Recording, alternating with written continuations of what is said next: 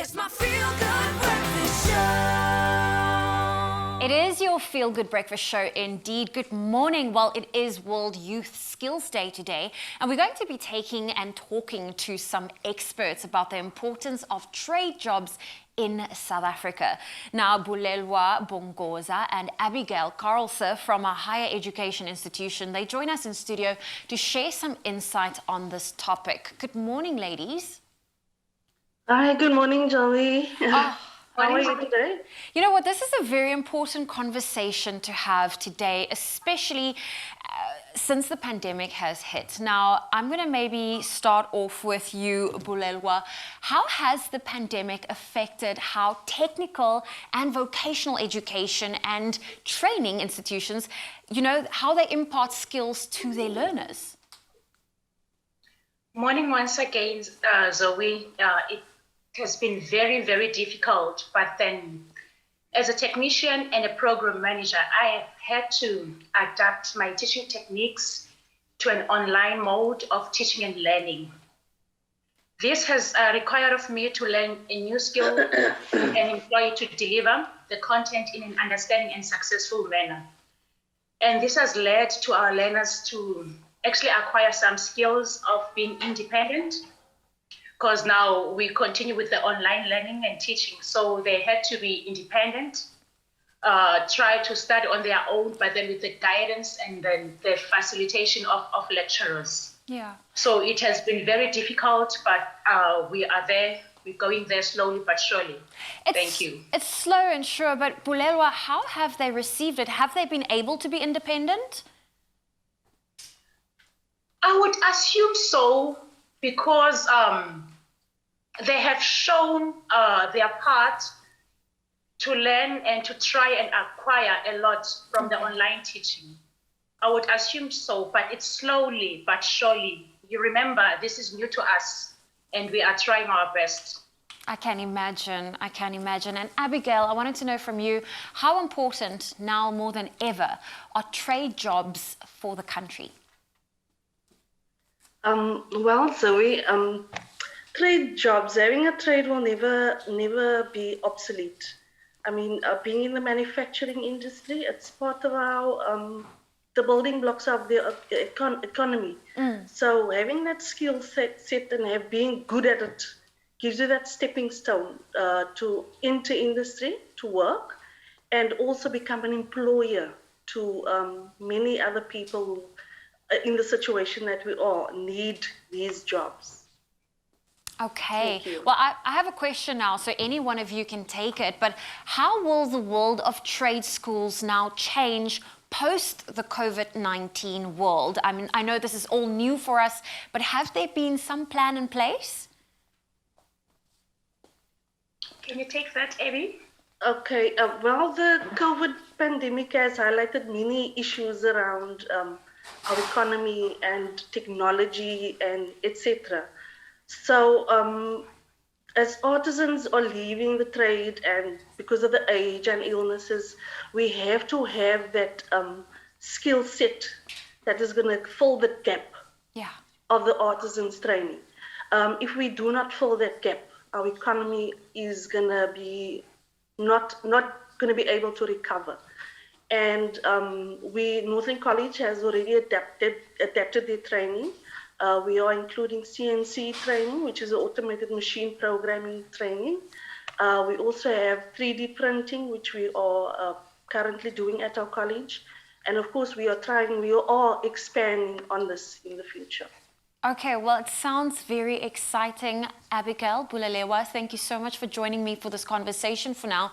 And you know what? We've got more trade skills talks coming up. For now, let's catch up with tech guru Grant Hines to find out what the most demand tech jobs are out there, a skill that might be worth looking into. It's my feel-good breakfast show. Welcome back. It is your feel-good breakfast show, Expresso on S3. It's World Youth Skills Day, and earlier we spoke to Bulelwa Bongoza as well as Abigail Carlse about the importance of vocational education. And we're continuing that conversation with the ladies right now. Welcome back. Thank you. Hi, Zoe. Ladies, it's such a big conversation to have, right? Especially now where everyone's reassessing where they're playing in terms of what their skills are looking like. Here we are with the two of you, ladies in engineering in a male-dominated industry. I mean, that must be quite an experience on its own. What's that experience been like for you? Bulelwa? Okay, thank you for that. Wow. It has not been a very, very, very easy experience, but then surely I am here and Abby is here. It certainly has been a long, long, winding road, but the environment has changed drastically. Women are being recognized as equals in their ability to use their skills in the work environment, and more women are being invited to participate in engineering trades by companies. So basically, we are being recognized. And it has been good so far. It has been good so far. Thank you. I'm glad you've had a good experience so far. Abigail, do you think that this is still a career that is often overlooked in today's times? Well, I don't think so. I think we are getting more and more students that are interested in this career because they are aware of the ability, you having a skill and the world it opens for you. Your ability to work, fall into industry, your ability to bolt onto that, and also, like I said earlier, become an employer in the industry, provided you have the proper resources. So I think it's becoming more and more popular, which is a good thing. Okay. And here's the thing, and I often do wonder this, as a tradesman or as a tradeswoman, how do you go about building a good reputation for yourself? And I suppose it wouldn't be any different from what a man would do, but how do you, specifically in your experience, Bulelwa, build a good reputation for yourself and I suppose establishing yourself as a business? Wow, your work ethics, that is what is very important about a person. Being yourself, having your good self-esteem, trying to be projecting the business in a very good manner. So the work ethic is very important as a businesswoman or as a person or as a self.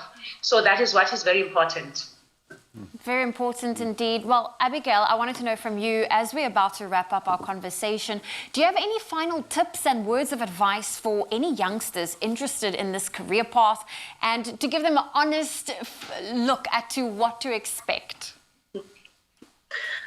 Well, I would tell them to always want more out of your career. I mean, you can't just settle, you have the skill now, we're just going to do that for the rest of our lives. Always want to build, always want more, always go onto social media or the internet and see what new developments there are, how you can improve on the skill. And of course, always to keep on studying, keep on adding to that education and build on those blocks. Also, very importantly, never to give up. It can get very tough in the engineering industry sometimes, and you have to be able to withstand, move forward, and like I say, never give up. I love it. I love it. Well, ladies, thank you so, so much for never giving up and being the light. I think that you've inspired so many people out there today to look at where they're playing in the skills space and how they're able to sort of upskill themselves and be able to be good, solid players in that space. Thank you so much for being such an inspiration. Thank you so much. There we go. Thank you. That was Bulelwa and Abigail on your Feel Good Breakfast Show. Of course, as we start the conversation around World Youth Skills Day, a day that is declared by the United Nations General Assembly, and a very important one to really encourage young people to look at this field and really upskill themselves and take a career path of entrepreneurship, a very, very important one for especially our country. Yep.